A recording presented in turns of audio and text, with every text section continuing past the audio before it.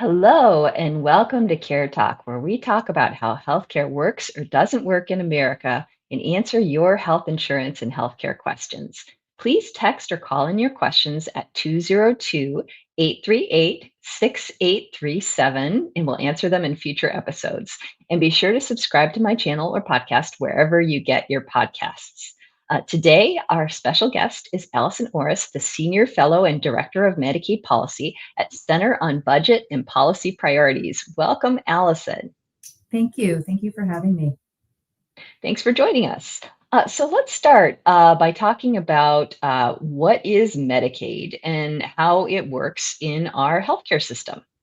Absolutely. Thank you for starting there. I think the thing about Medicaid that I think is often not as well understood is just how many people's lives it touches. Currently today, there are about 72 million people in our country who get their health coverage through Medicaid. That includes newborn babies, children, low-income parents, seniors, people with disabilities, folks living in nursing homes, as well as about 20 million people, adults with low income who gained coverage after the Affordable Care Act in the 40 states and the District of Columbia that expanded Medicaid post-ACA. So Medicaid really touches people at all stages of life and is a really critical part of our healthcare system.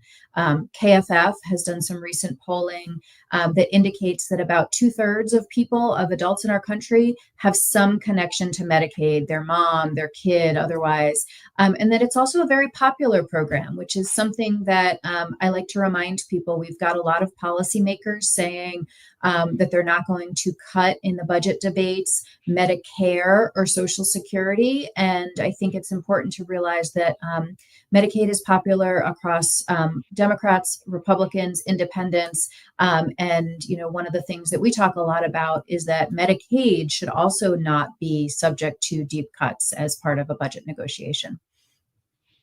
That's good to know. And also, I think it's important to remind folks that Medicaid covers more people than Medicare and the Affordable Care Act, so that even though people may not understand the difference between Medicare and Medicaid, one way or another, it touches everyone. That's right. And, we often think about Medicare is the coverage source for people who are seniors. There are a lot of senior citizens who get help affording their Medicare premiums through Medicaid. Or if you've ever had a grandparent living in a nursing home, Medicare doesn't help with the costs of nursing homes, but Medicaid does. So just, I think painting the picture of who Medicaid covers is really important as we think about policy discussions. And speaking of policy, this week, the House and the Senate are working to pass their own separate budget resolutions. Can you explain this process and what it could mean for Medicaid? Absolutely. So there have been some, discussions, and I know on your show recently about funding the government and potential government shutdown on March 14th. We're going to put that to the side because the budget resolution that I'm talking about and going to be talking about is the sort of spending blueprint for mandatory spending, for spending on Medicare, spending on Medicaid. What is the path forward on tax cuts? And the way that this budget resolution works is the House and the Senate each pass their own budget resolution. And typically, in order for it to be a binding joint resolution, they need to agree on the same resolution. This is, a process that some years we don't actually have a budget resolution, which is a whole other conversation.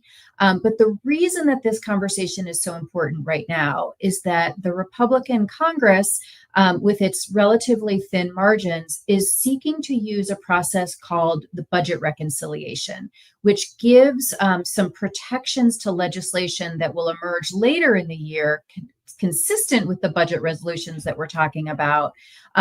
Budget reconciliation legislation has protections primarily in the Senate so that it can be passed with a simple majority. So we're really at the start of what I like to talk about as a two-step process.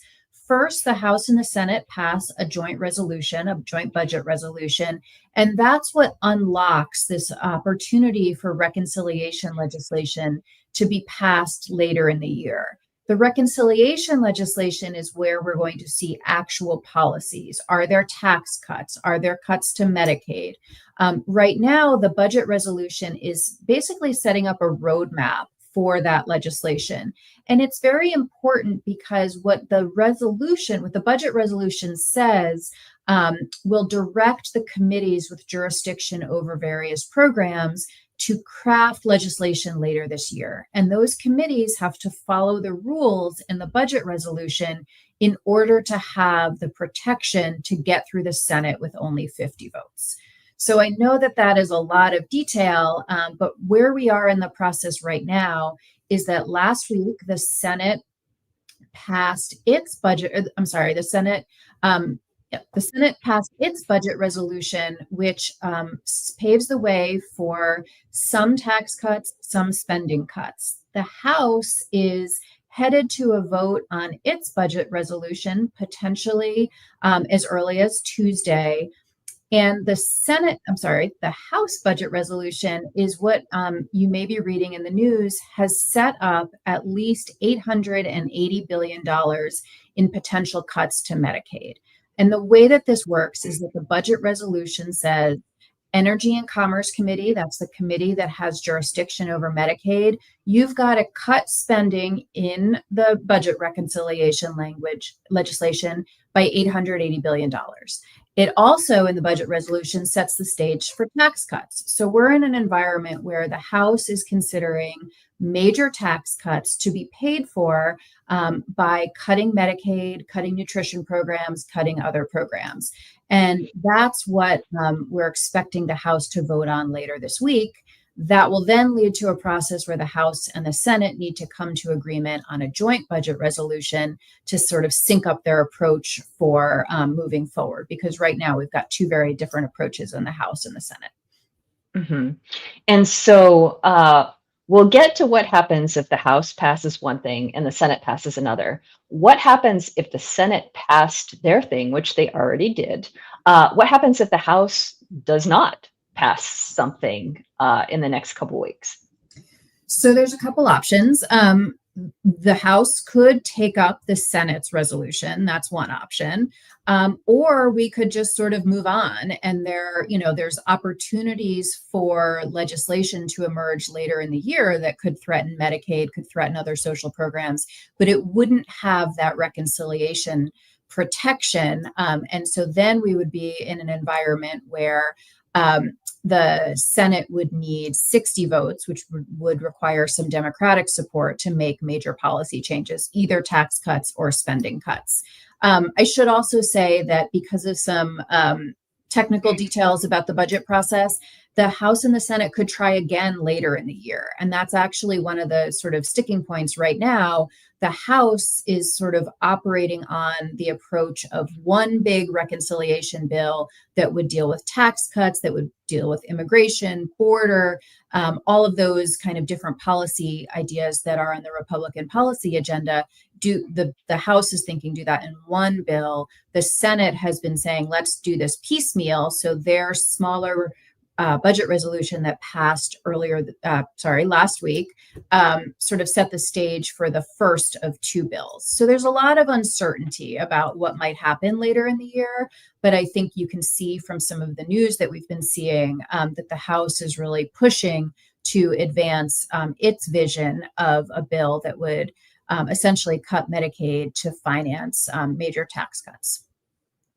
And so speaking of what's at stake for Medicaid, the House is working on its bill this week. Do we have any idea how they would get the savings that they're looking for, the cutting over $800 billion from Medicaid? What would that look like? It's a great question. And I think, one of the things about this process is that they don't have to say very much in the budget resolution. But we have some clues from past year's budgets, from Project 2025, from articles where members have thrown ideas out there. And so we think that the $880 billion could come from policies like taking coverage away from people who don't meet work requirements, despite the fact that most Medicaid enrollees already work. We could see changes to the Medicaid matching rate. The states and the federal government currently share in funding for Medicaid. There are a number of policy changes on the table that could change those formulas or that could change some of the rules of the road, potentially even capping the federal government's commitment.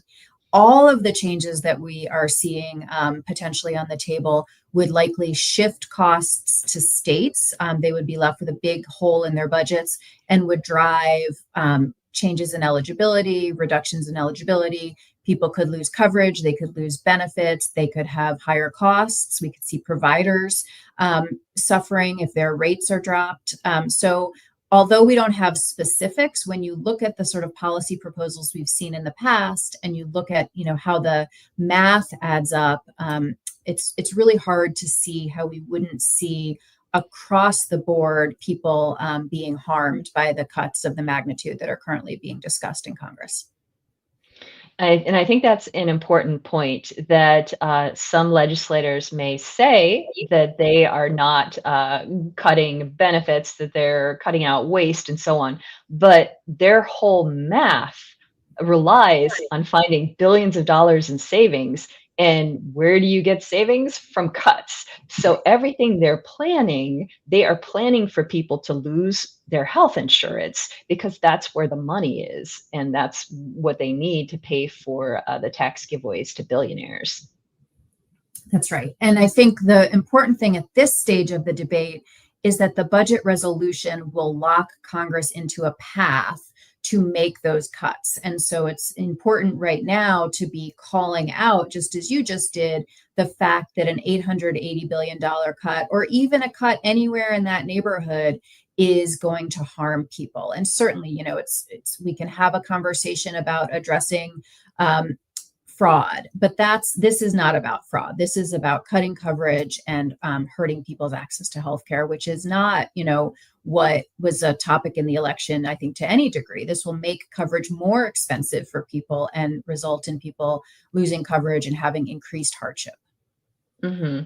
Yeah, this was not discussed last year, and I think people are understandably upset that this is being sprung out of nowhere. And in fact, last week, the president pledged not to touch Medicaid, but he also supported the House budget that cuts Medicaid. So is it possible to not touch Medicaid and get $880 billion in savings from Medicaid? I think that's, there's a challenge there to connect those statements. And that's why this is a really important moment. And we've seen some members of Congress in both the House and the Senate talking about how, $880 billion is too deep of a cut, because it's just impossible to protect the people who get their health coverage through Medicaid at that level of cuts to the program. And we'll be talking a little later about Medicare Advantage, which is a separate issue, and there's funding there. But focusing on Medicaid, what should people be looking for this week? What could happen, and what can people do about it? I think the next milestone on Monday evening, the House Rules Committee is slated to meet and to sort of plan for a vote in the House. And then we could see a vote in the House as early as Tuesday to advance the budget resolution.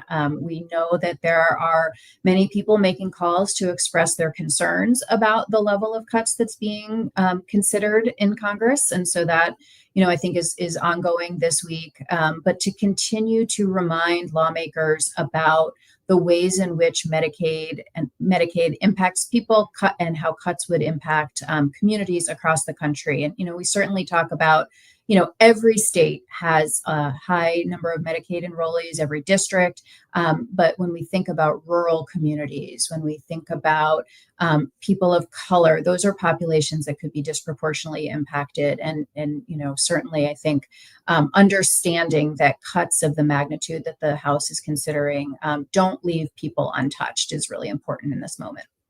Thank you for joining us and explaining everything, Allison. And how can people keep following the research and information that the Center on Budget is putting out about the budget? Well, that is a great question. Thank you for asking it. Our website is www.cbpp.org. And you can also follow us on Twitter and Blue Sky, both our organization as well as individuals who work in particular policy areas, both Medicaid and tax and budget. So we hope you'll follow us. Thanks again, Allison. Absolutely. And next, we're going to answer some of your questions. This first question came in via email from Alice from Virginia, who is out of her Eliquis prescription and no way to afford reordering from the new Gap insurance company. And her husband has surgery and the hospital wants money. So Alice is in a tough situation, has run out of this medication, and cannot afford a reorder yet. So, to give us some thoughts for what Alice resources might be, welcome Louise Norris from healthinsurance.org. You, Laura. Yeah, so this is a tough situation. Eliquis is obviously a very necessary medication if you need it, and running out is not ideal. So it's not clear from this question what type of insurance this person has, whether Alice's coverage actually covers Eliquis or does not. It's possible that what's needed here is prior authorization or an appeal. Both of which her doctor can help with filing that with the health plan. If it turns out that the health plan just does not cover her Eliquis at all, she could potentially use the Patient Assistance Foundation that Bristol Myers Squibb has. That is the manufacturer of Eliquis. And Eliquis is one of their medications that's eligible for assistance through their Patient Assistance Foundation. You can go on their website and they will explain the eligibility requirements. There are income requirements. You have to prove that basically your coverage won't cover it. But then you can get help with the cost of the medication. The other part of Alice's question was regarding payment. It sounds like the hospital is requesting payment for a medical bill that her husband had. This is the sort of thing where you can contact the hospital and ask about payment plans that are more manageable than you don't have to take their first offer. Basically, you can try to set up something that works better within your budget. You can also inquire whether there are charity care programs available that could be of some help in terms of getting a bill reduced so that you don't end up having to pay the whole thing. And again, it depends on your income and what programs are available through that hospital. Great. And as we mentioned before, you can go to dollar4.org and see what hospital charity options there might be available for that hospital. And our next question came from Benjamin, who is on Medicare Advantage, yet has zero support. I had a brain tumor removed and had to switch counties, and now I can't get a social worker assigned to me from my new county, and I need help. So, welcome, Diane Archer from JustCare and Social Security Works. And do you have any thoughts or suggestions for Benjamin or people in a situation like Benjamin's? Right. This is a tough situation, and there fortunately are some resources that Benjamin and others can use in this situation. Unfortunately, as a general rule, no insurer covers social worker services. And maybe in this case, Benjamin's Medicare Advantage plan is providing these additional benefits. We just don't know. But Medicare doesn't cover social worker services. So I would start by recommending, Benjamin, that you go to your local state health insurance assistance program, because they will be able to work with you to understand what your situation is specifically, and help you also find out or learn about free resources in your community, and each community has different resources. So start by contacting that local, it's called a SHIP, State Health Insurance Assistance Program. You can find them at shiphelp.org or by calling 877-839-2675. If you have any trouble getting through or getting the help you need, you might also try contacting the Medicare Rights Center for free help. That might be easier, and you can find them at 800-333-4114. A couple of other thoughts here. One is contact your local hospital. Hospitals tend to have social workers, discharge departments with social workers. And it may be that the hospital can provide you with the services you need. It's hard to know, but it's worth trying. Also, just keep in mind that Medicare does cover some home care, but only if you're homebound. I'm not sure if that's your situation. It also covers rehab services, including therapy, physical therapy, speech therapy, occupational therapy. So those services your Medicare Advantage plan should absolutely be paying for. One last piece of advice is if none of those avenues work, and I'm hopeful that they will for you, you might also calling your local member of Congress, your congressperson or your senator, because they tend to have people in their offices that can help guide you through a process and, again, fingers crossed, give you the services that you need. Thank you, Diane. Our next question is from Chris on Threads, who got a letter this weekend that our healthcare had ended at the beginning of the month, which was odd considering we renewed it with my husband's job in January during open enrollment. But turns out the small local company that he works for couldn't afford their parts, so they just canceled health insurance coverage and didn't tell anyone. And now my kids have no insurance. So I'm not sure if that's legal, or what is this person's options? Louise? Yeah, so this is a scary situation for sure. Employers can stop offering benefits. It sounds like that's what happened in this case. The good news is that does count as involuntary loss of coverage, which means you qualify for a special enrollment period. That can be either to sign up for coverage through another employer. So in this case, Chris's husband's job was the one offering benefits. If Chris's employer offers benefits, the family can transition to that plan because of the loss of their other coverage, even though it's outside of Chris's employer's open enrollment period. If that isn't available, then the family can go in the marketplace and get health insurance. And again, even though open enrollment has ended for 2025, this involuntary loss of coverage triggers a special enrollment period.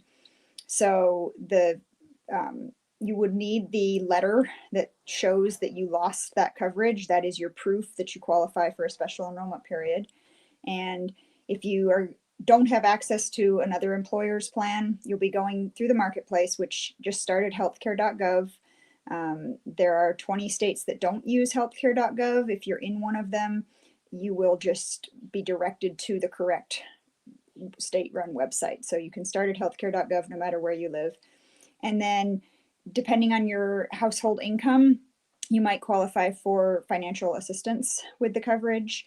One other thing, since Chris mentioned their kids don't have health insurance, Medicaid and CHIP are available to kids at higher income levels than Medicaid for adults. So sometimes families in this situation will find out that their kids actually qualify for Medicaid or CHIP, even though the parents need to obtain other private health insurance. The marketplace will help you figure that out. So if you go in the marketplace and put in your household information as far as everybody's ages and total income, it will tell you whether anyone in the household qualifies for Medicaid or CHIP, and then who qualifies for marketplace, private marketplace plans instead. If you want coverage, it sounds like this coverage ended at the end of January, the old work coverage. So in order to get a new plan in place by March 1st, you do need to submit the application by February 28th. So your special enrollment period for marketplace plans continues for 60 days after the loss of coverage. So it would actually continue through March as well. But the longer you wait, the bigger your gap will be. If you don't sign up until March 1st, your plan won't take effect until April 1st, which means you'd have a 2-month gap instead of a 1-month gap. Thank you, Louise. Our next question is actually more of a comment. Senator Elizabeth Warren on Threads mentioned that we could root out dirty tricks by private insurers that boost their profits by manipulating claims and denying coverage in Medicare Advantage. Experts estimate that those insurers overcharged taxpayers by at least $83 billion in 2024 alone. So when we're talking about possible cuts to Medicaid, this is something to look at that could actually be fraud and save the government money if the government took action. So Diane, tell us more about this. Okay, so I'm going to try to make this very simple. So the short of it is that we entrust the insurers offering Medicare Advantage plans to bill the government appropriately for the people that they provide coverage to. But the system, the payment system, is a little funky. And as a result, the insurers can get paid more the more diagnoses they put on an enrollee's record. As a result of that, it has been estimated by several different researchers that the insurers are putting lots of diagnoses on people's records that may be accurate diagnoses, but have nothing to do with how much they're spending on their enrollees' care or nothing to do with the treatment that their enrollees need. And as a result, the government is paying them about, it turns out, $1 trillion extra over the next 10 years. And by extra, what I mean is that if these people were in traditional Medicare, we would be spending $1 trillion less. So apples to apples, we have, if we're going to keep a level playing field and not pay more for people enrolled in Medicare Advantage than for people enrolled in traditional Medicare, we have an extra $1 trillion in that we're paying out. That's literally a waste, if not a fraud, that could be eliminated without affecting people's Medicare benefits in Medicare Advantage. Of course, the insurers would deny that because they want that money, but the reality is they'd still be getting literally as much as the government is spending for people in original Medicare to care for people. So they'd still have that same amount of money. They just have fewer profits.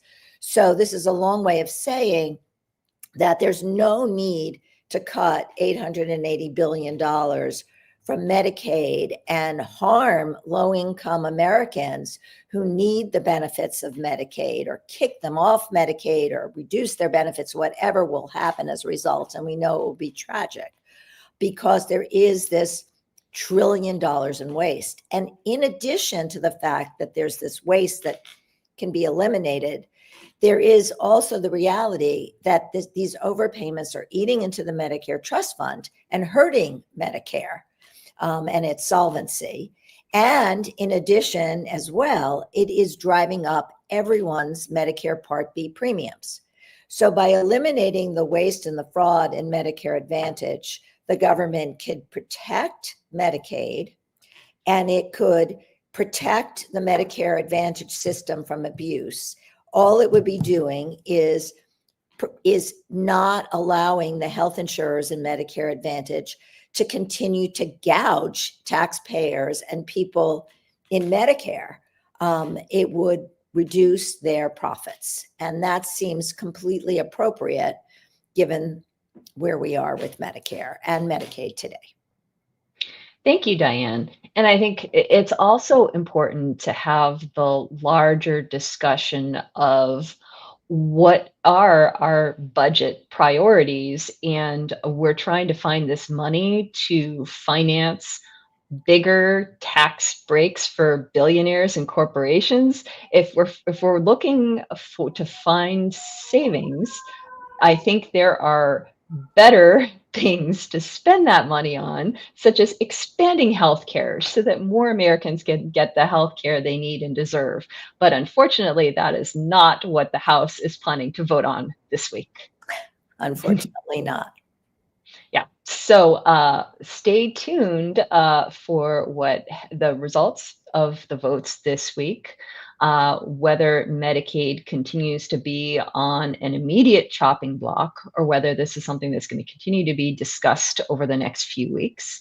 Thank you, everybody, for joining us today for Care Talk. Thank you, Diane and Louise, as always, for answering people's questions.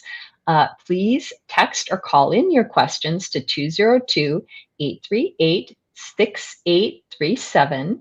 Join us next week for more on healthcare in America and get your questions answered. And be sure to subscribe to my channel or podcast wherever you get your podcasts. This is Care Talk.